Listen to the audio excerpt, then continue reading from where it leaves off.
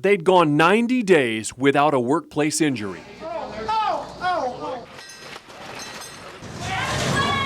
They've gone 30 years with these workplace memories. And he had this big black rifle, and he just blasted away. On September 14, 1989, the sign inside the Standard Gravure printing plant was supposed to spell danger, but anger erased everything. This door opened, and this muzzle is about as big as that camera, looked like when he pushed it open, and he just went pow, pow, pow. A disgruntled worker who'd been vowing for a year to get even after being placed on disability walked in with a duffel bag full of guns. He went with the AK-47. He shot everybody 3 times, stepped outside, turned the clip over, and came back in and started backwards. Mike Campbell shot 6 times in a lunchroom filled with guys who had nowhere to go. When I went down on the table, I turned my head that way, opposite of him, and hoping he wouldn't see me breathe. I was holding my breath and everything else, and I thought, what in the hell is happening? I'm going to get shot. I got shot. I have no idea why. And I sort of curled up and laid on one side, trying to show.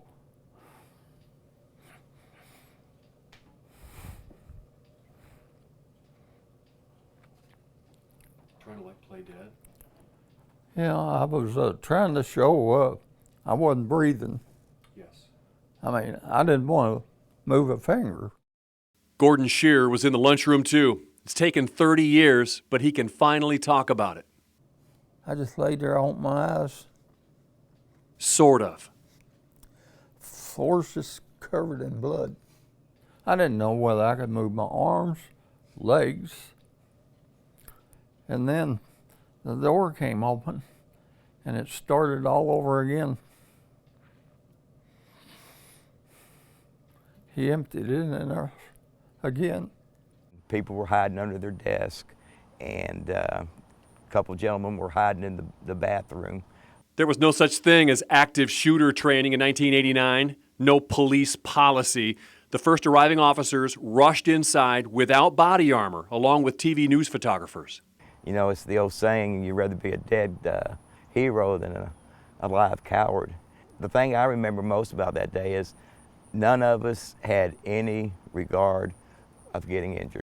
We went in the door and got on the elevator and went up to the second floor, and you could smell gunpowder in the elevator. On September 14th, Louisville learned it didn't have enough ambulances or gurneys, so police rushed victims to the hospital in their patrol cars. At the time, why don't the EMS come? Where is EMS? But they were there. They was overwhelmed. They didn't have the personnel or the equipment to handle that kind of situation at that time. Somehow, Gordon Shearer got out of the trapped lunchroom, hit only once by a bullet that had traveled through his dead coworker. And I got out the side doors and to the guard shack, and the guards grabbed me and they said, sit down here, sit down here. Said, you're hurt bad. I said, hell, you don't know what bad is. When the gunman killed himself, there were 8 bodies to transport after the 12 wounded survivors. 30 years later, the Standard Gravure Massacre doesn't even make the top 20 deadliest U.S. shootings list anymore. The plant's long gone, but if you turn on the TV, after what seems like monthly mass shootings now, you'll hear the same sound bites we aired 30 years ago. It's unfortunate that people blame an object like this for a person's problems. And I cannot understand why a country as progressive as ours would allow any ordinary citizen to own an assault rifle, which by its very description defines its purpose. One thing has changed since then. All 3 survivors I interviewed have severe PTSD. I caught up with Jackie Miller as she was being evicted from her apartment. Shot 4 times that day, she had 7 surgeries on her leg, but what's going on in her head is the real problem. I wake up mornings. Most people wake up and they see what's in their bedroom with pictures on the wall and the sheet and the window. I see blood.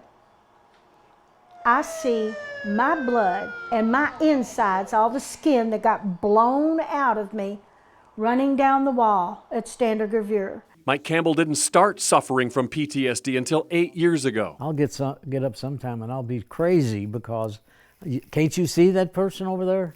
There would be people in the room walking through.